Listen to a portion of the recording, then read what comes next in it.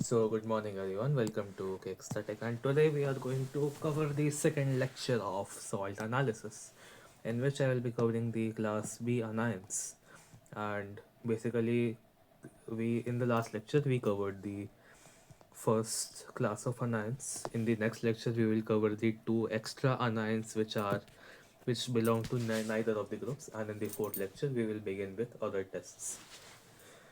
So let's begin without any further time wastage. So first of all, let's start with the wait, this is class B. Okay.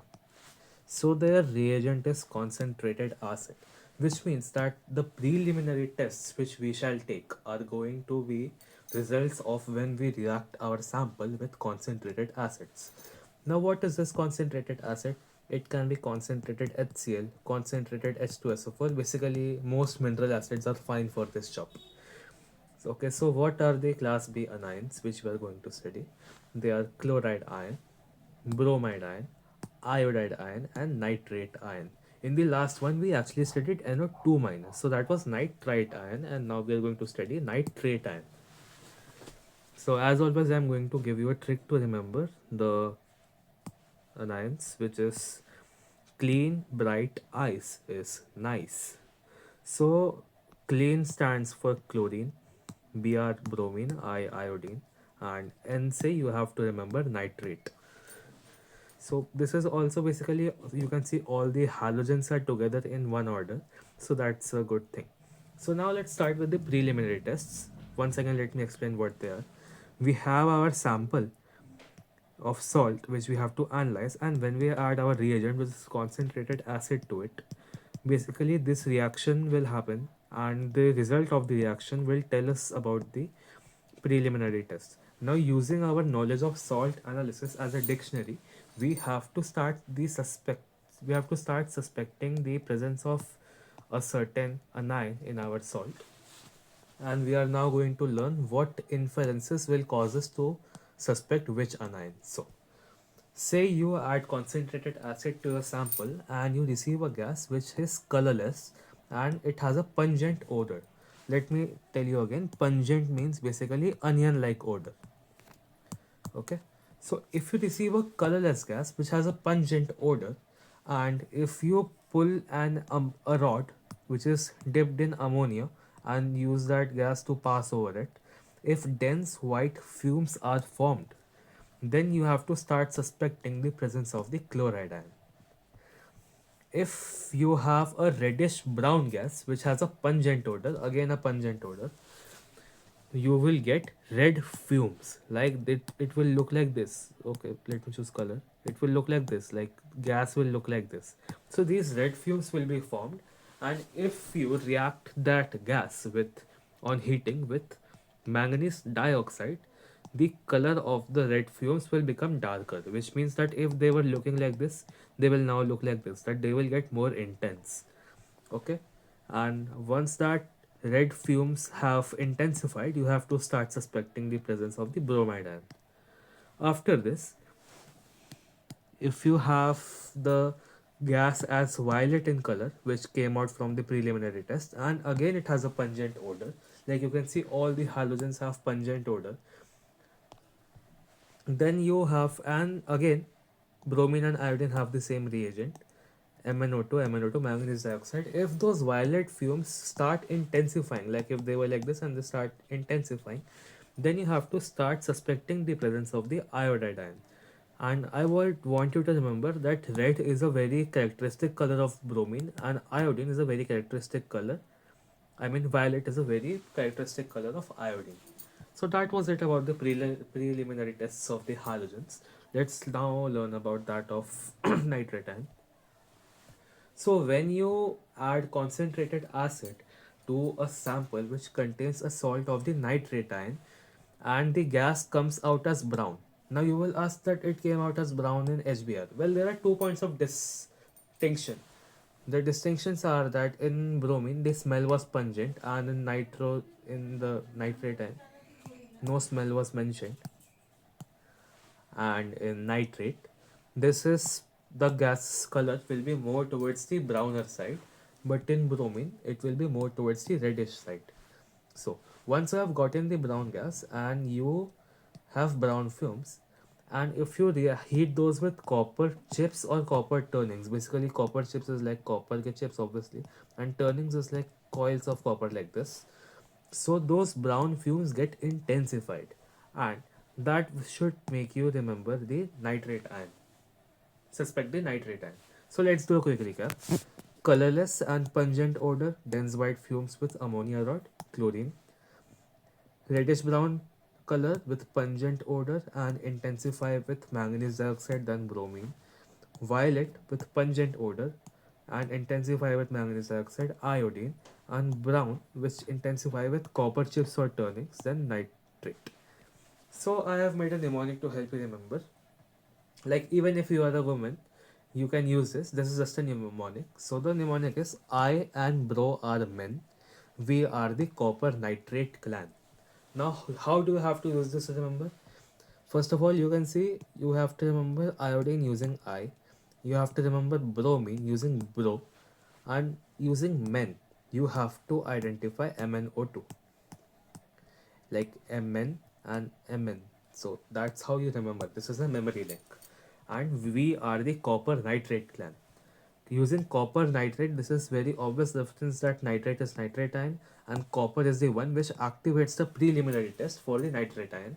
And finally, using clan, you have to remember that clan Cl and N. So basically, this is chloride reference and this is a reference for NH3 rod. So this contains the all the preliminary tests in two sentences for the class B anions. Now let's move on to the confirmatory tests.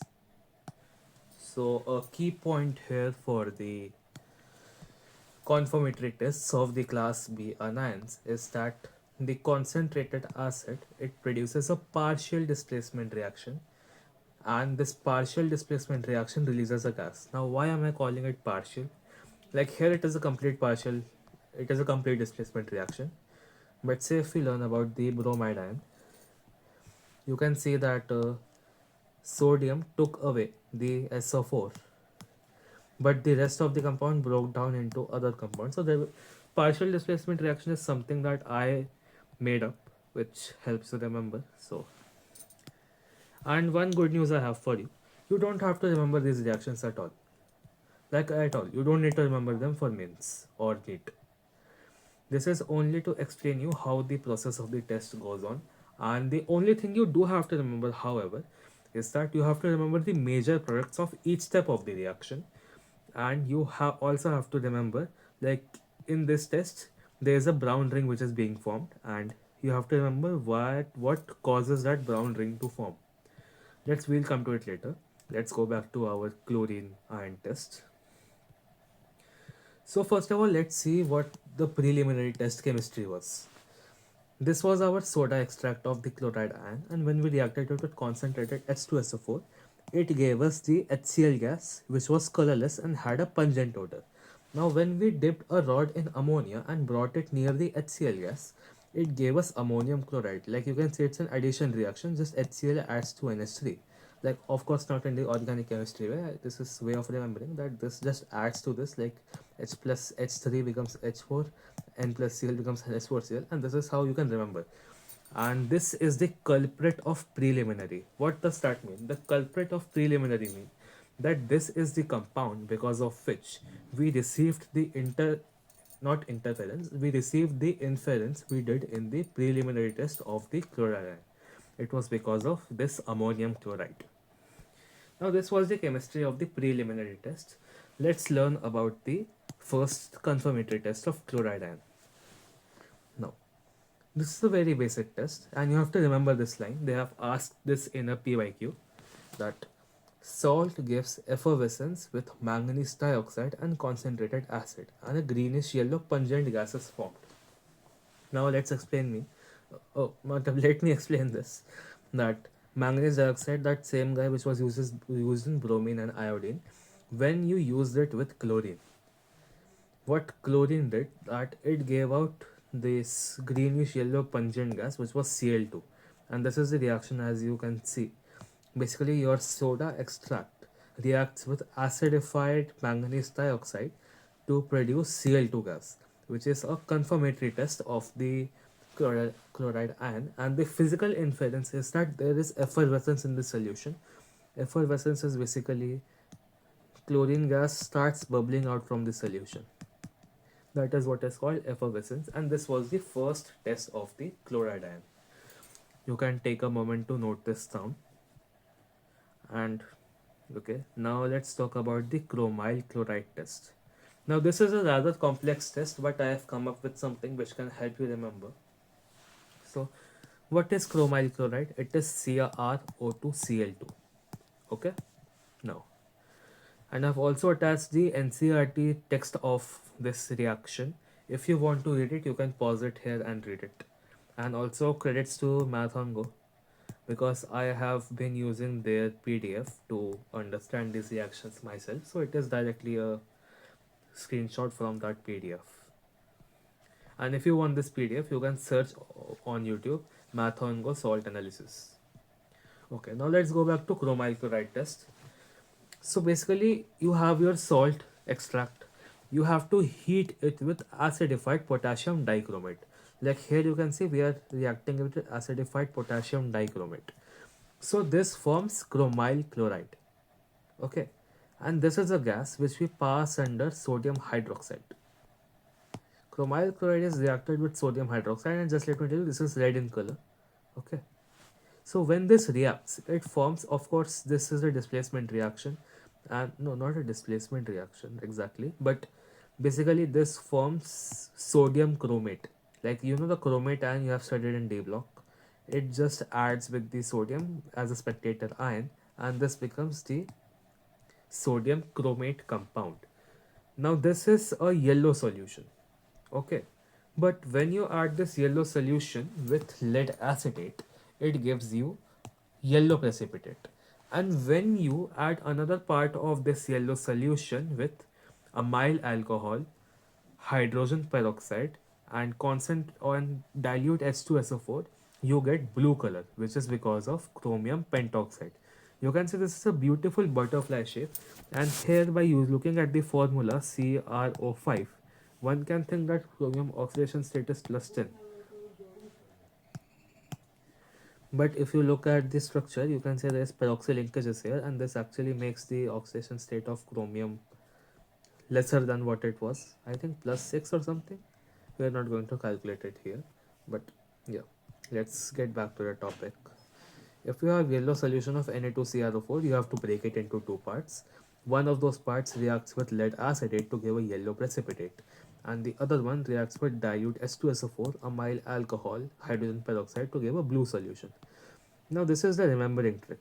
You have seen the logo of Google Chrome. If you're using an Android, it is most likely present on your device right now, and maybe even on PC. So basically this is the top part. I told you the color of chromyl chloride and NaOH is red. When you react it with lead acetate, it becomes yellowish. When you react it with dilute H2SO4 and amyl alcohol under the presence of hydrogen peroxide, it becomes blue, chromium pentoxide. And when you react it with vitamin C, this is basically a reduction reaction which removes the chromium from this, and it precipitates it as chromium plus 3 ions, which is green in color. Remember that chromium plus 3 ion is green. Okay, and this was it for the chromyl chloride test.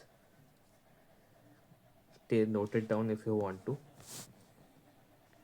Now let's move on to the bromide and iodide ion, which we will do together. Now this, I have only attached the screenshot of bromine reaction with H2SO4, but this is exact same reaction for iodine as well. Just replace all instances of Br with iodine and you will get that reaction. So basically what happens is that the soda extract reacts with our concentrated acid reagent and forms Br2 gas. Now this Br2 gas caused our initial observation of the red or violet fumes. And when we added manganese dioxide, more fumes got evolved. And these fumes were basically the culprit of preliminary. Why have I mentioned manganese as culprit of preliminary? Bromine is the culprit of preliminary. Oh, let me bring this down. Okay. So this is the culprit of preliminary, that adding manganese dioxide, it cost more fumes to get produced. So which caused the intensification of the fumes, and that's what gave us our inference, and this is the culprit of preliminary here. Now this was the preliminary test chemistry. Now let's learn about the confirmatory tests. Now the first test we have to know is the layer test. Now if you go to my P block lectures in the group 17, which is the fifth lecture, I taught you one thing, that chloride can oxidize the halide ions of the halogens which are below it, which means it can oxidize bromide ion and iodide ion into their own diatomic molecules. And this reaction comes in handy here. Like in layer test, first we take chlorine water and react it with our soil sample, which chlorine turns into chloride ion, and our salts anion turns into its diatomic molecule. You can see this is why this reaction happens. And then what happens that this reaction has to be done in an organic solvent. Examples of organic solvents are chloroform, carbon tetrachloride, dichloromethane, and carbon disulfide. You have to use those. And once you do this reaction in the organic solvents, if the test tube turns orange, you have to confirm the presence of bromide ion, and if it turns violet, the presence of iodide ion is confirmed. Take a moment to note this down. Now, the second test we have to learn for bromide and iodide is the silver nitrate test. And in fact, this is also a test for the chloride ion. But I decided to club it up along with the bromide and iodide ions. Now, basically, what is the procedure of this test? You have to make silver salts of your extract. Like you have an extract, like you maybe have NaCl, you have NaBr, you have NaI. So all you have to do is react those with silver nitrate. Silver nitrate is rather unstable and it will give you sodium nitrate along with what you need, which is the silver salt of a group 17 element. And let's learn about their colors. If the group 17 element halogen is chlorine, then the precipitate AgCl looks curdy white, like it has a yogurt like texture and has white color. If it is silver bromide, then it is going to have a pale yellow coloration. Like I'll draw the color here. Like it is going to have a pale yellow coloration. And if it is say silver iodide, it is going to have a deep yellow coloration. Okay, so and if you react this AgX silver salt of halogen with ammonium hydroxide, like this is ammonium ion, this is hydroxide, and this is ammonium hydroxide, and the precipitate, like this guy, turns out to be soluble, then you have to confirm the presence of the chloride ion. If it turns out to be soluble with difficulty, this was a PYQ of JEE Mains. If it turns out to be soluble with difficulty, you have to confirm the presence of the bromide ion. And if it is completely insoluble, you confirm the presence of the iodide ion. This was the silver nitrate test, and you can note it down. I'll give you time. Pause it and note it down. Now let's move on to the final test, which is the nitrate ion test. Let's learn the preliminary test chemistry first. Basically, what the entire process of the preliminary test is that when you react it with concentrated H2SO4, light brown. This is a PYQ of JEE Mains, that it confused children that whether it is light brown fumes or it is dark brown fumes. It is light brown fumes actually. And when you react it with copper turnings or copper chips and concentrated H2SO4, the excess of brown fumes is what confirms the presence of, not confirm, but makes us suspect the presence of the nitrate ion. And also, it leaves behind a solution of copper sulfate, which is blue in color. Like the entire process is that, say this is your vessel, here there's solution, and once you add concentrated acid, the brown fumes evolve and the solution becomes blue due to copper sulfate being formed. Okay, like you can see here, the brown fumes are nit NO2 gas and copper sulfate is left behind. So this is what is the culprits of preliminary. There are two of them here, the excess of brown fumes and copper sulfate. Basically these are the reasons we confirmed our preliminary tests in inferences, and we move on to the confirmatory test, which is the brown ring test. Now how do you perform this test? You have to mix 1 milliliter of the salt extract with 2 milliliters of concentrated H2SO4, or any acid works more or less, but still H2SO4 is favorable because it's mentioned in the NCERT. And once you do that, this will, let's say this is your test tube. I've tilted it for a reason. This is a test tube. What you have to do is, if you had to have had you have what's happened to my English, you have to add FeSO4, which is ferrous sulfate, from the sides of the test tube, and it will form a layer above this original liquid. And why will it form a layer? Because FeSO4 and this entire thing are immiscible, and you have to be careful to add it from the side, like sneak it in the solution and not just no, you don't have to do that because that will make the entire solution brown. You have to add it slowly from the sides and make sure it forms a layer like oil. This is like how you know water and oil don't mix. This is water, this is oil. So you have to mix it with that level of care. And when you do that, like at their junction, a brown ring is formed, brown colored ring. Now you don't have to remember the reaction of the brown ring, but you have to remember the brown ring complex, which is, this is asked in JEE Mains PYQ. Like they asked what is the oxidation state of iron, and this is one of the rare instances where the oxidation state of iron is actually +1. And basically you add ferrous sulfate from the sides, and this just combines with the nitrous oxide, and this just adds in as a ligand.